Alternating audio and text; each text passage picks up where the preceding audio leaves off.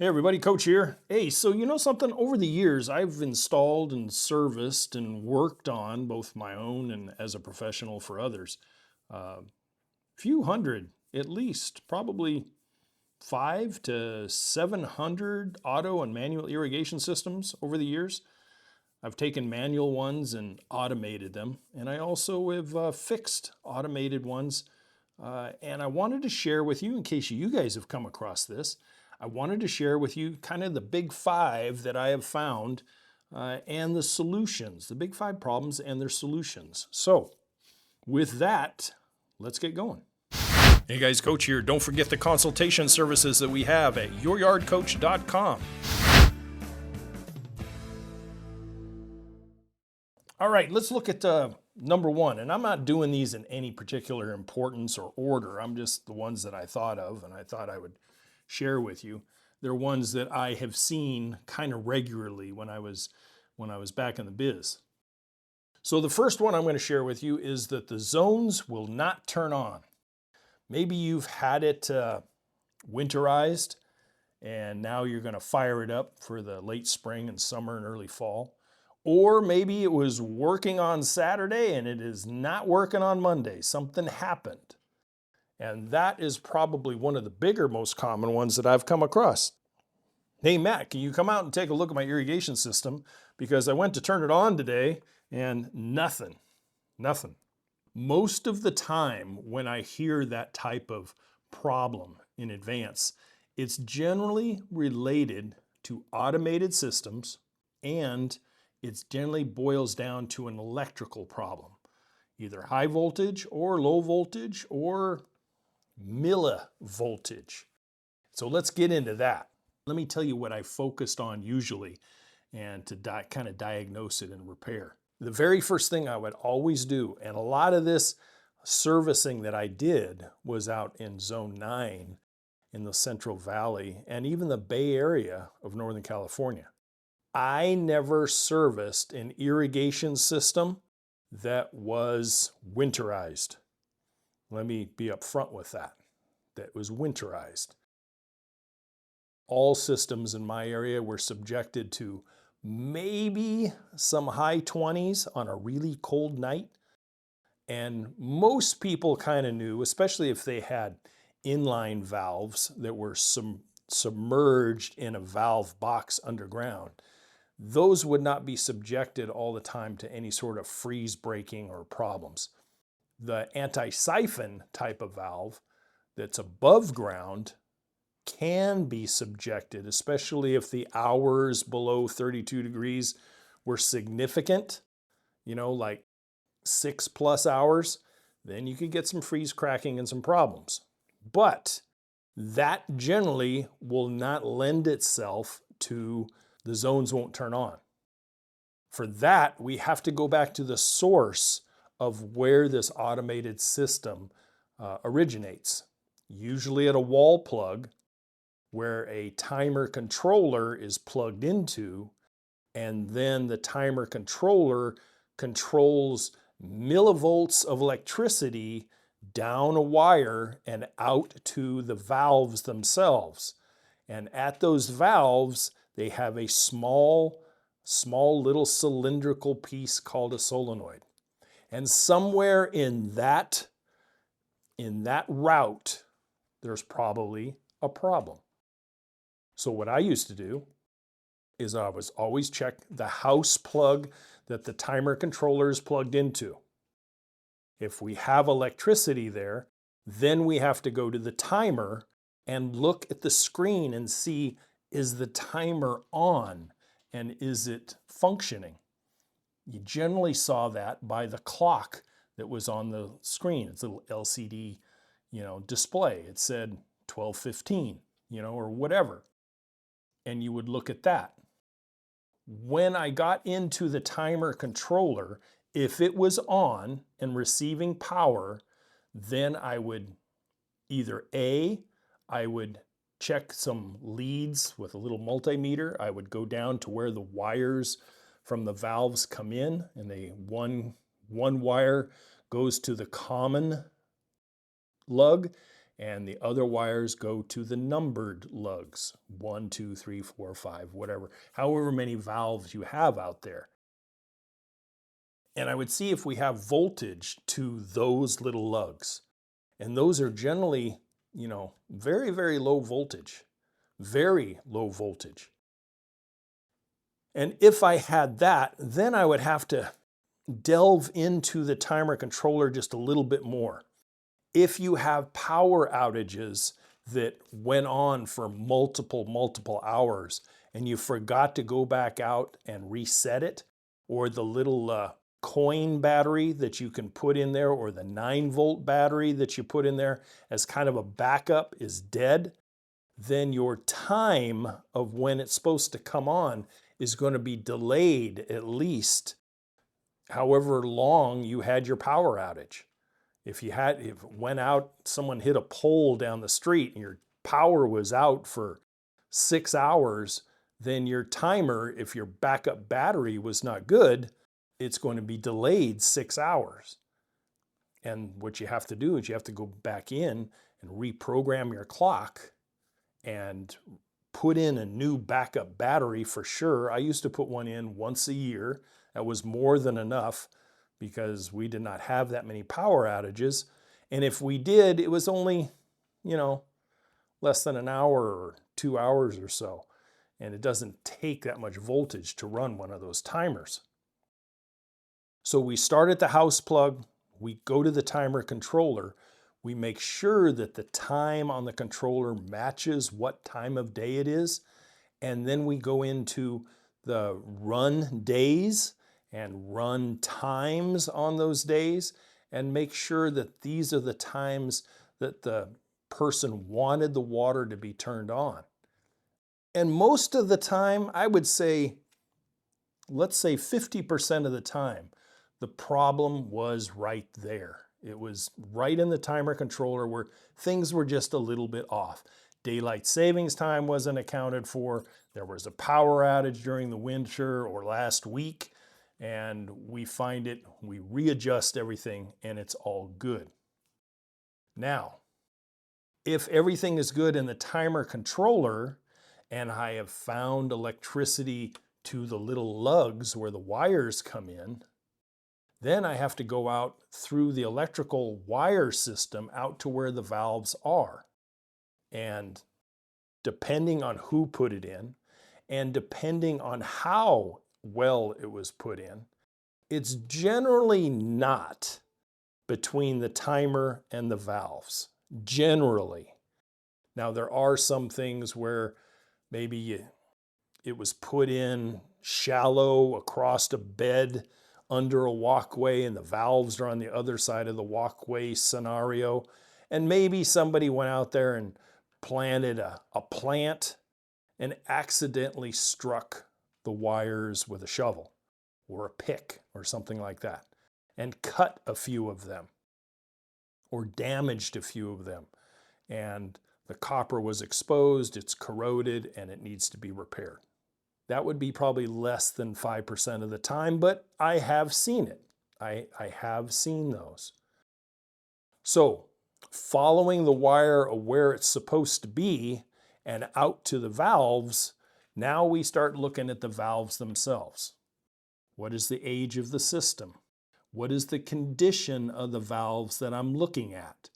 What is the condition of the solenoid that is on top of the valve, the little barrel-shaped electrical device that has 2 wires coming up out of it, and those wires go to the irrigation wire that came from your timer controller. And in looking at that device, most of the time, especially if they were valves that were in a box kind of underground, and there was a problem with drainage or there was a problem with a leak, a valve crack or something, and this whole system was sitting underwater all the time. And the solenoid basically corroded, and so did the electrical connections. Then most of the time, by correcting the amount of water in the valve box and redoing the solenoids, maybe switching them out and fixing them, rewiring them, giving them some fresh wire to run off of, then things would be put back in service without any problem. But if you have an anti-siphon valve system, the ones where you have the valves sitting up above the ground, and the route of diagnosis and repair is just slightly different and maybe not quite as obvious, I would say better than 50%, maybe even more than 60% of the time, it's the way the wires were connected together and what kind of joinery or what kind of wire nut was used. Wire nuts that are just for indoor type of purposes in a house that do not have any dielectric grease or anything in them, those tend to rust out and cause a lot of corrosion. And many times I have seen those types of wire nuts used, and the result is this electrolysis type of thing inside the wire nut where things rust and deteriorate, and electricity, the little millivolts that go through there, just it doesn't work. Now, one of the things that I have seen is where you'll have a 4-valve system and 3 of the 4 valves work really well, no problems, but this one valve, this one zone will not turn on, nothing. That is by electricity. But what if you turned it on manually at the valve itself? And many times you can do this in 2 ways. You can, on modern day anti-siphon valves and inline valves, there's a little handle on top of the solenoid. It kind of sits right on top of the solenoid, and you can turn that thing counterclockwise and you'll hear the rush of water if water is going to come on. You know, you'll hear the whoosh. And no, I'm not going to do that again. Meister will kill me if I don't tell her exactly what that sound is. But going from silent to water going through a valve, it's very, very obvious. And you'll see the result of that zone or zones coming on manually. So we know it is not a water flow issue. We have to look at the solenoid and determine whether it could be an electrical thing. We can take apart the wires a little bit and we can put our multimeter on the wire coming from the timer controller and put it on the 2 leads coming from the solenoid itself, or we can just check for continuity by putting the 2 solenoid wires on our multimeter and see if we have continuity. It'll beep or chime or whatever you want to call it. And if those things are good, then why is this one valve not working? And many times, I'm telling you, I've replaced more solenoids than anything else in the sprinkler world. They just wear out. The magnet and the spring and the little device, the little plunger device that's in there, they just wear out after a while. And it's such an easy fix to unscrew that one solenoid, put another one back on, rewire the 2 wires together to the controller wire, and test it again. Very simple, very simple. So the number one thing that I have seen, I'd say, is when the zones do not turn on, it's generally electrically related, and it always has to do with the timer controller and the valves themselves. Now, let's say that you're out at the valve and you cannot get it to come on electrically, so you manually turn it on, you hear that rush of water, and then it won't turn off. You try to shut it down and it will not shut down. There's another device on the valves. It's generally looks like a little plus sign. It's called the flow control valve. And if you cannot get the valve to turn off, you can always shut the valve down flow-wise by turning that little flow control valve down all the way and just shut the valve down. And lo and behold, once you do that and you reopen it, it doesn't come back on. And when you have a situation like that, now we look at the internal workings of the valve itself. And when I say that, if you look at the top of a valve, you'll have the anti-siphon side. On anti-siphon valves, you'll have the downstream side, and then you'll have the electrical side. And what I have seen a lot of times is that debris gets into the inner workings of the diaphragm and spring, etc., parts inside that system. And when debris gets in there, that rubber diaphragm that opens and closes vertically cannot reseat. It cannot shut itself down using the spring. So the water constantly keeps flowing and the vacuum will not build up to the point where it shuts the valve down. When you have something like this, now it's time to get a screwdriver out or a drill driver, and you just take the screws off the top. Make sure your system is off and remove the top of that electrical side of the valve. And you look inside. When you do that, there's going to be water there 98% of the time. And you may see little floaties or something in there when you take that off. And those floaties could be exactly the problem. Maybe you have a shallow well that you're running off of and you pulled up a couple of things of sand or a little pebble or who knows what. And it got into the system and it wouldn't allow it to shut down. Now, going to a more advanced thing is maybe there was damage to the rubber diaphragm or the spring that you'll see there broke. Now you're going to have to get some new guts for that particular valve, which isn't too hard to find. Most landscape supply shops have those kinds of things, or you can get them from Amazon. Those things are fairly easy to find. Put it back together, screw it back down, and restart the system. So that probably are one of the biggest problems that I have seen when it comes to those things. Now, if you happen to have a system where you winterize it every fall and then you kick it back into gear late spring, early summer, whenever you do it, you turn your timer controller back on, but when you go to program it and test it, nothing comes on. And what I have seen and what I've read a lot about is people forget to turn on the valve of the system, either from a backflow preventer or a ball valve near the valve assembly. They do everything and nothing's coming on, and they're pulling their hair out and they don't understand, why isn't this stupid controller making my valves go on like it did last year? And we forget to simply turn on the water to the system.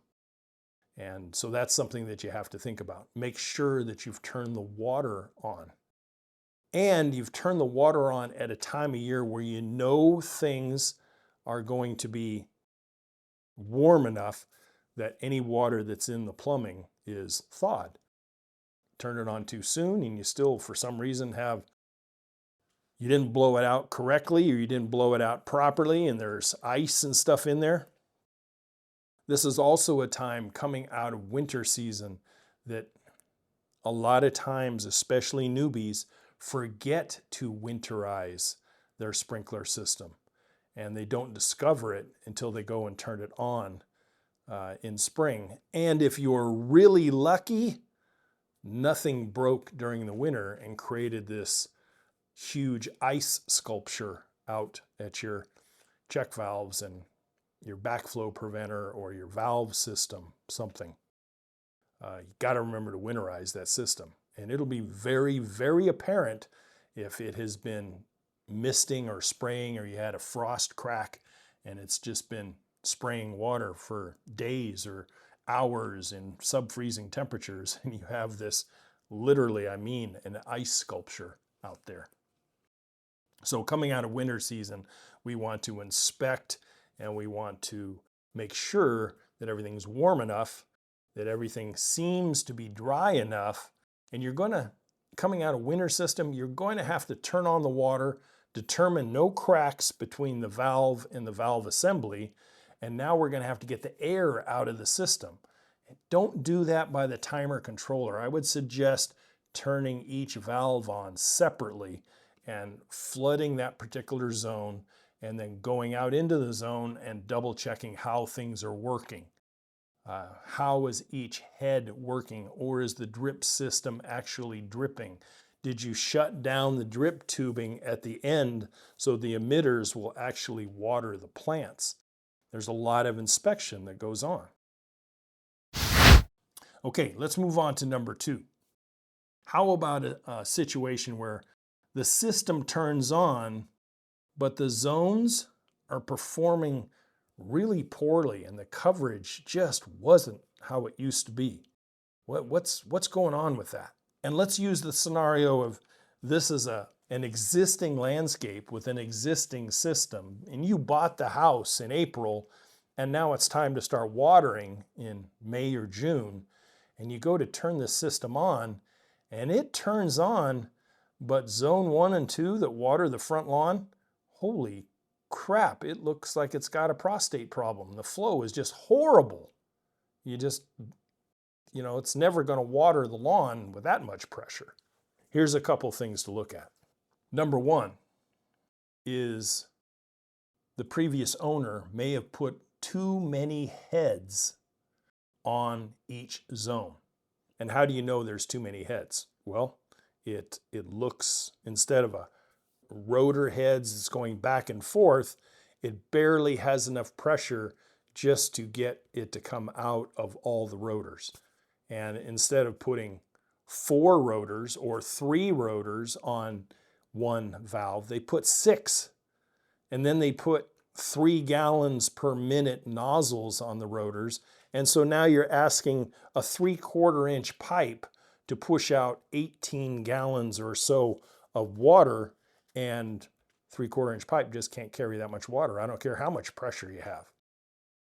So you have a very underperforming system. That might be one problem, too many heads per zone. Another one might be the sprinkler heads, for whatever reason, the nozzles themselves are clogged. Maybe you got buggies that, I remember out there in the Central Valley, we used to get pincher bugs looking for water in the hot summer months. They would literally crawl, make their way, and how they did this, I do not know, but they would literally make their way and stick their heads into the nozzles and get stuck there. And they would die there. And when the system came on, it would not force them back out. They would actually get stuck, and you'd have this weird spray pattern of some kind. And you'd have to pull up the sprinkler head, take off the nozzle, and then go clean out this dead pincher bug. That might be one cause of a clogged problem. The other thing is you might have something of hard water. And if you have very, very hard water and calcium carbonate, which is the stuff that makes it hard, the actual mineral, it can build up on a nozzle to the point where if it sits for quite a while, it can almost clog a nozzle itself. Or you can have bits and pieces that break out of your pressure tank or your diaphragm tank and get sent into the system. And it doesn't clog up the valve itself, but it goes downstream and clogs up the last 2 heads on a zone. Seen that a few times too. Little bit of CLR, a little bit of white vinegar, and you can kind of break that up and clean it up pretty easy. The other thing is the nozzle. If you look down at the top of your pop-up nozzle or a rotor head, you can see a little screw in the top of it. And that is a flow control screw. And if for some reason, who knows, that thing was turned down for a particular reason, and you take one of the small little micro screwdrivers and turn it back and forth, and kind of loosen it up. If you find that it's turned all the way down, just by a simple unscrewing of that, you can fix the nozzle itself. Why someone would turn it all the way down, I don't know, but I have seen it. Another reason that you'd have really poor performing zones, and that would be that maybe there's a break. Maybe there's a break somewhere underground that you do not know about. And if you have areas that are getting kind of dry and your lawn is suffering or your beds are suffering, and yet other areas are really, really wet, like you can't mow through there, and it's a big red flag going, yeah, we might have a broken pipe under there somewhere that has to be investigated and repaired.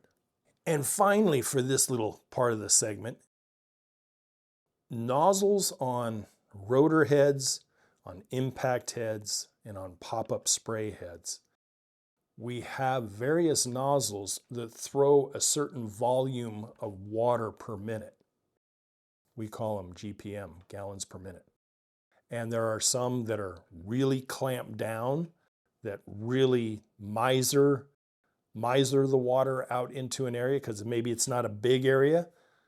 And then there's some that throw out a lot of water, like some of the pop-ups that throw 18-foot diameter type of radiuses that throw out 5 gallons a minute, which I have used on various lawns, including the one I had at Weed Patch Ranch. And maybe you have the right number of heads on each zone. Maybe you have pop-up heads and a 3/4 pipe system or a 1-inch pipe system, and you have between 6 and 9 pop-up heads, but someone put all 18 diameter type of heads on there, and it's just way too much water going out each head, where you probably need something more like a 12 or a 15 at the most. A 10 or a 12, it would bolster that pressure and balance out that zone, so the amount of water coming out of that zone is adequately serviced by the piping and plumbing that you have. The last thing is distance. How far away from the valve source to the zone is it? There's a certain thing called friction loss, and friction loss can drastically reduce the pressure at the sprinkler head, the performance of the sprinkler head, if you have a very long distance that the water has to be pushed, or if you have to go uphill. There's a lot of friction loss and a lot of pressure can be lost by going that distance. Water weighs, it's over 8 pounds per gallon. And if you're asking the pressure of your well or the pressure of your city municipal system to push water a long distance through a certain size pipe, when you get way out there, maybe the last 2 heads ain't doing so good. The first 3 might be doing okay, but those last 2, there's just not enough. And it's really hard. You either have to choke down the type of nozzle you're using, or you have to, in some cases, you can reduce the pipe size to the last 2 heads to increase pressure through the pipe, but that doesn't always work. So try to understand hydraulics and the amount of distance involved. If you have a very big lawn system and your valves are up by your house and the last system is sitting 200 feet away on the far side of the big lawn that you're watering with rotor heads, and it's just kind of a blasé performance, you're going to have to do some diagnosis, starting at the valve, making sure it's open all the way, make sure the valve assembly shutoff valve is on all the way. You're going to have to test the amount of water that's coming out of there. If you have the first head is doing well, the second head is doing well, and then you see this rapid deterioration of pressure, it could be distance, or check the plumbing itself and make sure you don't have some kind of break like we talked about earlier. Okay, next segment, number 3. The zones will not turn off or take a really long time to shut down. Now, I briefly touched on this a little bit earlier, but let's dive into it just a little bit more. There's nothing worse than a sprinkler system you cannot trust. You can go to work at 8 o'clock in the morning and you're trusting that that system that came on at 7 a.m. is going to shut off at 8:30? Or is it going to keep running because it won't shut down? This is where we go back to worn out internal parts, the diaphragm, the spring, the solenoid, etc. Or we have debris that might be in those particular valves. And I see this very common from where I saw well water being used, river water being used, or lake or pond water being used, because there tends to be a lot more debris in those systems than there would be, say, from a municipal city type of system, most of the time. Heavy duty iron content, heavy calcium carbonate buildup, those little chunks and things can cause a lot of problems inside the diaphragm itself. So the bonnet of the valve, again, has to be unscrewed, taken off, and that stuff has to be cleaned out. And usually you can see it. The ones that I have cleaned, you can see the little kibbles and bits that get in there. I've even seen little, large pieces of sand granules that get stuck. And I used to take a little shop vac with me, and after the system was shut down, I would literally vacuum the valve out, including the water and including all the debris that I would find. But if we're using river or lake water, there would oftentimes be little algae pieces or even little leaf debris pieces that made it through the suction screens and other stuff and actually got trapped inside the diaphragm. So you can't be super intimidated by taking that bonnet off. It's just a screw-on part, and you can go ahead and take a look at it. Sometimes by just disassembling it and taking the rubber diaphragm off, and you'll see a spring on there and a little long needle piece that comes out of it's the little plunger piece. You will see those things just by taking those out and cleaning them. It might be enough, just take care of it and put it right back together and things will work perfectly fine. But when you can't rely on those systems shutting down, 90% of the time it's going to be inside that valve itself. The other 10%, you might have some kind of electrical malfunction at the timer controller. It's not, for whatever reason, it's not shutting off, it's not doing what it's supposed to do. But that's much more of a rarity in my experience. Okay, number 4, let's look at the entire system that does not perform well. Every single valve, it comes on when it's supposed to come on, but every valve and each zone attached to that valve, they just don't get with the program. It underperforms terribly, and you have these little micro green circles where the spray has hit, but then you got all these dry areas out there where the system does not. And this can boil down to a few things. In my experience, the number one problem in this is poor installation technique, where things head-to-head coverage was not attained and the sprinklers were put too far apart so they cannot throw the water to its brother next to it. And so you have these dry patches in between. So kind of a design flaw. It also harkens back to whatever water pressure that comes into the home and is available for the sprinkler system. I have seen homes, I can remember one in North Carolina, where it was like at the top end, 35 PSI. And at the bottom end, when the shallow well pump actually kicked on, it was at 20 PSI. And then the sprinkler system that was there was a 3/4 inch pipe system with a inline valves. And you turned one of those things on, and even at the higher 35 PSI, it was working horribly. They had like 6 sprinkler heads on each valve, and every one of them, and they just looked at me going, what did we do wrong?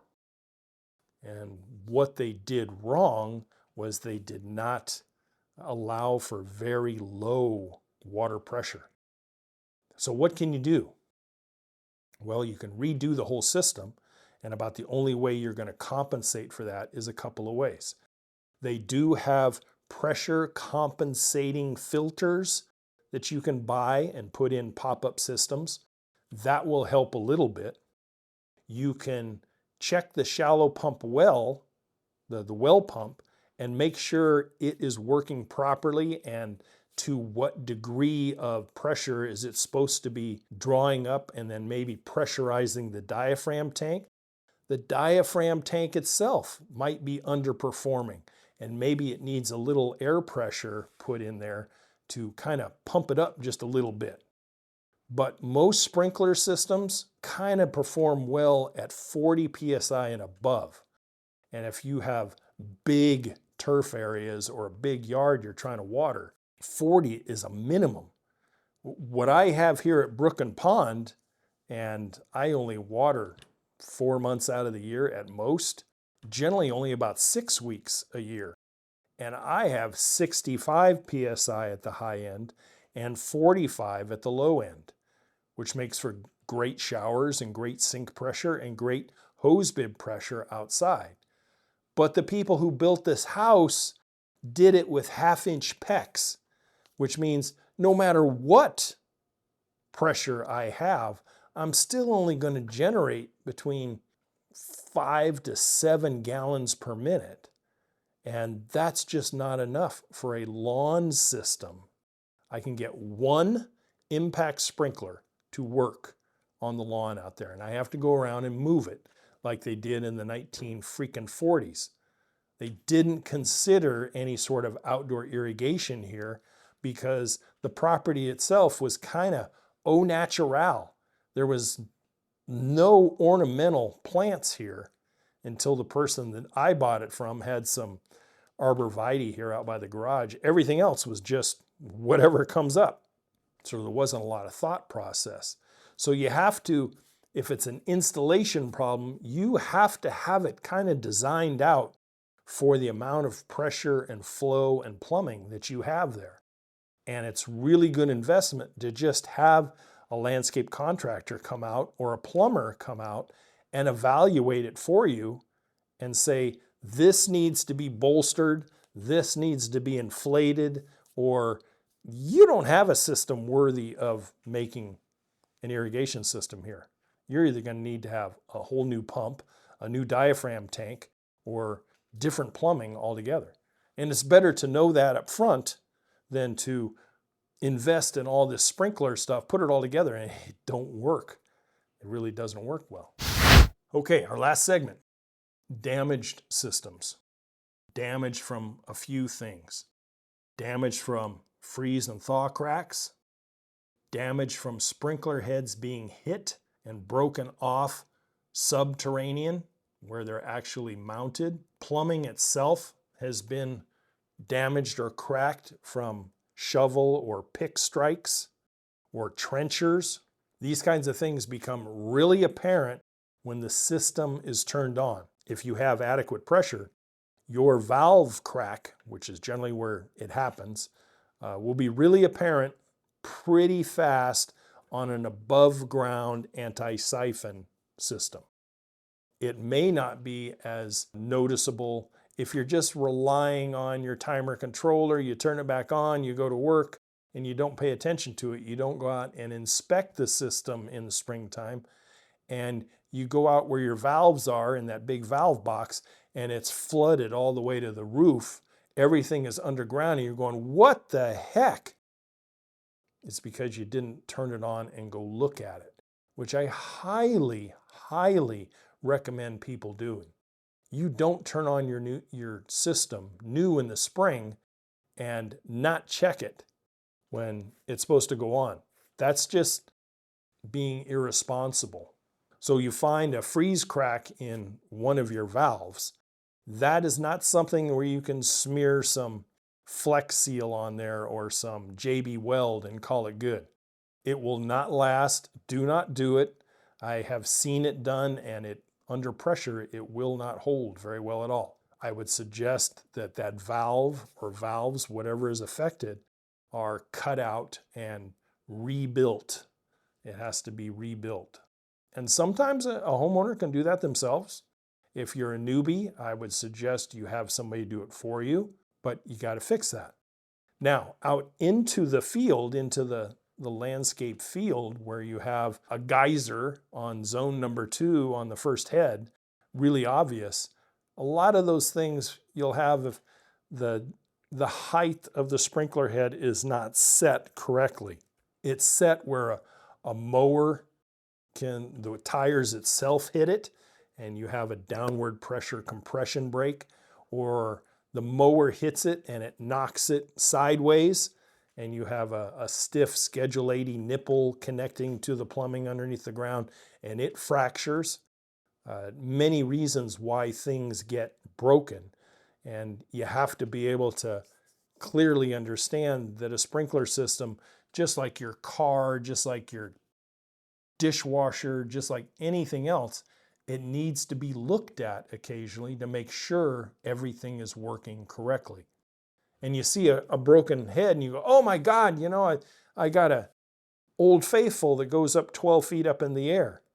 And that's not just the problem, is when you have that break and you have all the dirt and soils and bark and everything else that's being circulated in, up, and around that break, a lot of times in that particular zone, the other heads downstream are going to have problems when you fix that head, because all that crap is going to get pushed in and shoved downstream. And the last 2 or 3 heads, once you fix the one broken, are going to have clogging problems down there. And you're going to have to gently take them apart and flush them out so that they're back in good working order. So understand that going in, and it will reduce the frustration that you are subjected to when you get it all back together and, oh, geez, I packed all the dirt and mud back around it and put the lawn back around it. And then you turn it on and you're going, hey, that one works really good that I just fixed. Why aren't the other 5? And that's why. So don't forget, downstream heads may get subjected to that when you have a cracked pipe or a cracked riser. Okay, a particular zone is not working correctly. 4 zones are working fine. This zone 5 here is kind of underperforming, and you're noticing that it's not spray. The spray patterns of the heads are just not what they're supposed to be. And you also notice that you have a really big wet spot between the first head and the second head. This is where oftentimes you will get shovel strikes and problems, or you have a very shallow piping system and maybe a rotary edger has hit the pipe, or maybe you had a frost break in there where you have just a slit of a crack. And the compression of the soil and everything else has held this pipe together, only allowing that slit to be, as if someone took a razor blade to it and cut it just enough where water's coming out all the time, but not enough to have an eruption.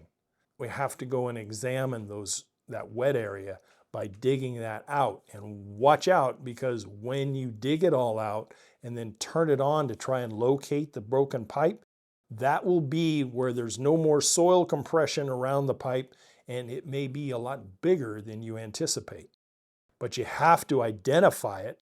That's why I love working on sprinklers when it's warm and not cold out, because it's going to spray, and it may actually open way up, and you'll find that it's a break that's going to require a lot of work. It's going to require a lot of linear excavation, and then you're going to have to cut that pipe and put it back together again. That's where you need to introduce yourself. I think nowadays they have a lot of shark bite type of couplings that you can use if you like those. I never use them in irrigation. I use them in house plumbing, but never in irrigation. Or familiarize yourself with what they call repair couplings. They're expandable PVC pieces, and you go in and you cut the damaged pipe out, and then you have to repair it using a repair coupling. And if your slit is only 1 inch long, good. You're going to cut the right distances. You're going to measure that repair coupling that expands out. And you'll probably need 1 slipped coupling at one end. And you're going to slide that thing down in there when it's all compressed close. Slide it on one end and then glue on your regular coupling at the narrow end, and you're going to open that slider repair coupling and put it back together with a slight quarter turn twist. That's the easiest way to do it, plain and simple. So those are kind of the big 5, the most common irrigation problems that have arisen, and they're fairly easy to diagnose and repair. Many times that I came on site, if I had irrigation wire issues or I had zone electrical issues from the timer controller, I would not waste the customer's dollars or my time. I would say it's best if we just put in something new. That way we know that it's going to be working from the time I mount it on the wall. And I would take the old controller and either leave it with the customer or I would take it with me and dispose of it. With heads that were underperforming or they had a broken nozzle, I just replaced the nozzle. I would not mess with it. Just replace the dang nozzle. Underperforming systems, that's a total different kettle of fish. It really is. You can't fix an underperforming system if you have very low performing pressures there on the property itself. That's going to require a whole new avenue of repair. Shallow pumps, better filtration pulling from the pond, and any number of things. Familiarize yourself if you're pulling from wells or you're pulling from hard water areas.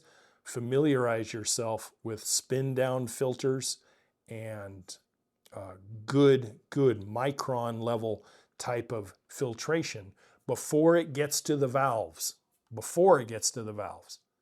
Very, very important. I have seen systems that actually have 2 shutoff valves before the valve assembly, one to turn on the valves themselves, but another with a T and a riser that come up, and we called it a blowout valve. And you would turn that on and force the water up into the sky, and you would blow all the gunk out of that pipe that has collected or had pulled in until you have good clear water. Then you would shut that valve down and you would cap it, and then you would open up the next valve right before the valve assembly and let it go flying out into the valve system. That way it's a preventive valving system and it works pretty good. So let me end it there. If you did not touch on the problem that you have, a particular problem, then email me. Email me and ask the question. I'll get back to you right away. And don't forget the website, youryardcoach.com.